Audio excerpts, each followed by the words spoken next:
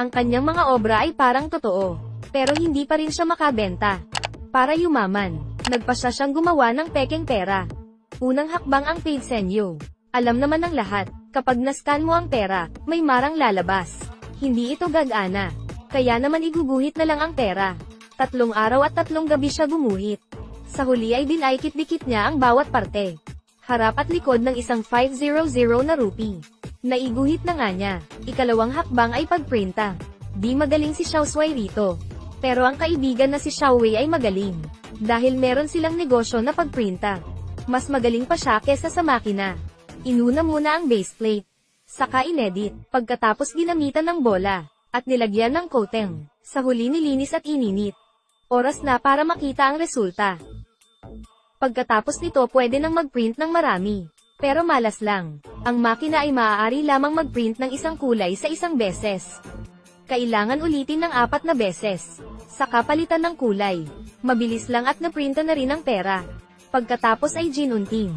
Dahil merong cutter, madali na lang ito. Pagkatapos gupitin, maayos na ang labas ng pera. Ang pinaka-importante, dagdagan ng mga anti-counterfeit. Ang mga strips nila na nabili ay tinahi sa pera. Nabuo na nga ang pera. At sa mga sulok ng pera, nilagyan nila ng numero. Meron na silang maayos na pera. Tiningnan ni Xiao Shuai ng matagal. Para bang may mali. Sobrang linis kasi nito. Kaya binabad nila, at pinatuyo. Ngayon okay na. Pero walang silbi pag tiningnan lang. Kailangan subukan. Pumunta sila sa tindahan. Binitbit ni Xiao Shuai ang pera. Saka bumili ng soft drinks. Pero malas lang.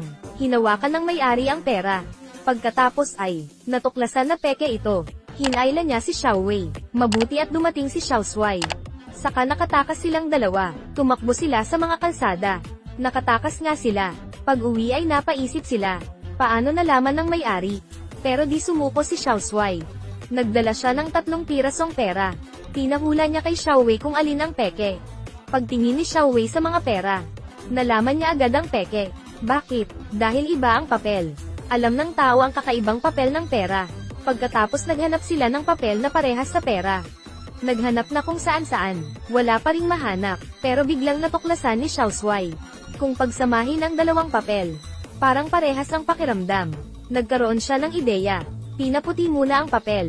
Saka ang 2 side ng pera ay prininta. Binutasan ng harap para sa mga safety. Sa huli din ay kitang 2. Ang resulta ng kanilang nagawa ay nasolusyonan ng problema.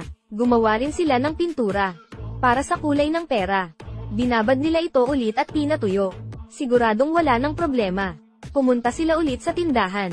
Doon pa rin sa tindahan, si Xiao Shuai ang bumili ngayon ng soft drinks.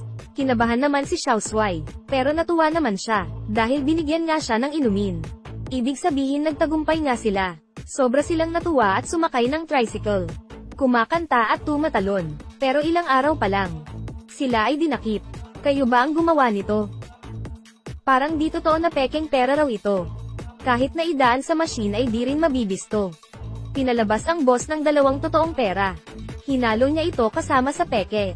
Sabi niya, kung malalaman niya alin ang peke, babayaran niya ito ng 100,000. Pero kung di mahahanap, siya ang magbabayad ng 100,000. Naniwala ang boss kay Xiao Shuai. Hindi na niya titingnan. Ilabas mo na lang ang peke.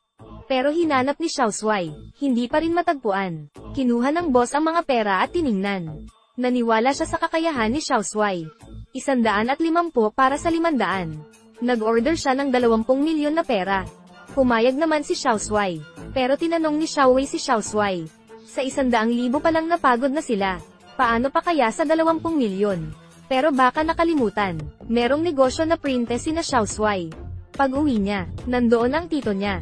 Inalam niya ang maximum na pwedeng ma-print sa isang araw. Nilabas niya ang pekeng pera. Saka sinabi ang plano sa tito. Tiningnan ito ng matagal, pero di niya malaman kung tunay o peke nga ba. Para mawala ang pag-alinlangan ng tito, dinala ni Xiao Shuai ang tito. Kumain sa kainan gamit ang pekeng pera. Maayos naman ang lahat. Walang nakatuklas na peke ang binayad niya. Kaya di na nagduda ang tito. Para mas mapabilis, bumili pa siya ng malaking printer. Saka dryer. Pero nalaman nila ang isang problema. Wala silang ganun na papel. Ilang pabrika na ng papel ang pinagtanungan. Limited na papel lang pala iyon. Hindi talaga ito binibenta. Pero di ito mahirap kay Xiao Shuai. Pumunta siya sa isang pabrika.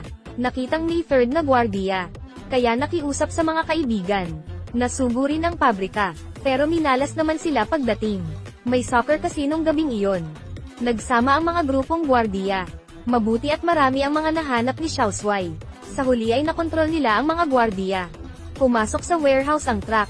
Para hindi mapansin, kinuha nila ang lahat na papel. Nang sapat na ang papel, nagsimula na silang magprinta. Ilang araw lang ay natapos na. Saka nakarating sa kasunduan. Nagbayad naman ang boss. Matagumpay ang kanilang unang transaksyon. Sabi ng boss kay Xiao Shuai, marami pa ang kailangan niya. Sabi ni Xiao Shuai anytime pwede. Kaya nagprint na naman sila. Nakabayad na rin sila sa utang. Dahil dito, naging mayaman na ang dating mahirap. Pero kailangan mag-ingat pa rin. Niyaya ni Xiao Shuai si Mizzy kumain. Ginamit ang ilang pekeng pera. Pero kakaalis pa lang nila. Natuklasan ng taga-bangko.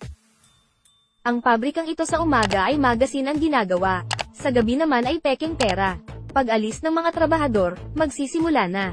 Nung una ay 6 lang ang kayang i-print. Ngayon may dryer na. Sa huli ay 28 na ang kaya. Sa 3 dryer, marami na rin ang nagagawa. Malaki na rin ang kita. Pero hindi na nila makontrol ang pagkasakim. Niyaya ni Xiao Shuai ang babaeng kumain sa restaurant. Pero nang magbabayad na, nalaman na kulang ang pera. Hindi siya dapat mapahiya, kaya ginamit ang ilang pekeng pera. Pero ang di niya alam, muntik na siyang mamatay dahil dito. Kakaalis pa lang, si Xiaomei na nagtratrabaho sa bangko, ay di nagustuhan ang kadate. Sabi ni Xiaomei mag-KKD sila. Nang makuha niya ang sukli, parang may mali. Tiningnan ng maigi. Alam niyang peke ito. Pinuntahan niya ang waiter. Sinabi niya na sa bangko siya nagtratrabaho. Nagdududa siya na may peke rito. Kailangan niyang tingnan. Pagtingin, natuklasan niya ang mga perang binayad ni Xiao Shuai. Dinala ni Xiaomei ang pera sa bangko. Ilang beses pinasok sa makina. Pero hindi ito mabisto ng makina. Hindi siya makapaniwala, mula sa dalawang side. Napaka-perpekto nito. Pero agad nalaman ni Xiaomei na peke ang papel. Ibig sabihin na hindi lang isang grupo ang gumagawa, dahil di profesional ang makina.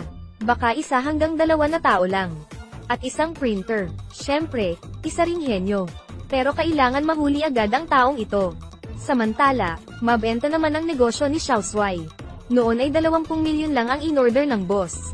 Ngayon nagbigay pa ng kliyente. Dumating si Xiao Shuai at Xiao Wei sa lugar. Siya ang boss ng boss nila. May paniniwala siya. Dapat makaharap niya ang kausap pag negosyo. Okay naman sila para sa kanya. Kaya nag-order siya ng 200 milyon. Kailangan may deliver sa loob ng 2 linggo.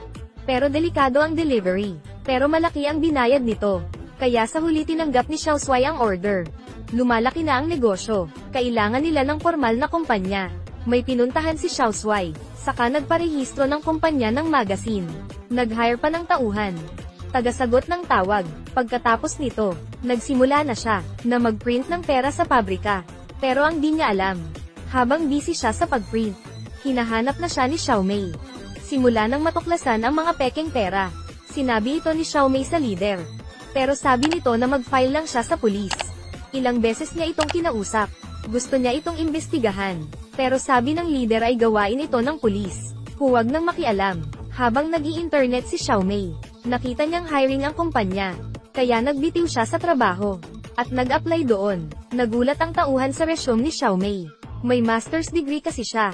Nakapag-aral pa sa Germany. Pwede siyang mag-apply sa mga malalaking kumpanya. Bakit dito pa siya nag-apply? Pero sabi ni Xiaomei, gusto niyang mahuli ang namemeke ng pera. Siyempre mas magaling pag nandoon. Nanatili doon si Xiaomei. Ilang araw walang ginawa. Hindi na kaya ni Xiaomei. Nilabas niya ang mga pekeng pera. Saka pinuntahan ng leader para mag-imbestiga. Nang makita nito ang pekeng pera, nalaman niya agad na 2 layer ito. Simpleng obra lang, di naman malaki. Pero sabi ni Xiaomei kahit di pa ito expert, pero magaling ang pagkagawa, kailangan mapigilan. Pero sabi ng leader na ang target nila ay mahuli ang mga malalaking kriminal. Ipagilid muna natin itong mga simpleng pamemeke. May pulong pa siya, naiwan na lang si Xiaomei. Pero nagmamatigas talaga siya, nang makita ang stamp ng leader. Kinuha niya ito at nilagyan ng form. Nung hapon, pumunta si Xiaomei sa pulis. Nakiusap na magbigay ito ng kasama para mag-imbestiga, pumayag naman ito. Si Xiaoswai naman ay busy pa sa pag-print. Hindi niya alam. Nandoon na sa labas ang mga pulis.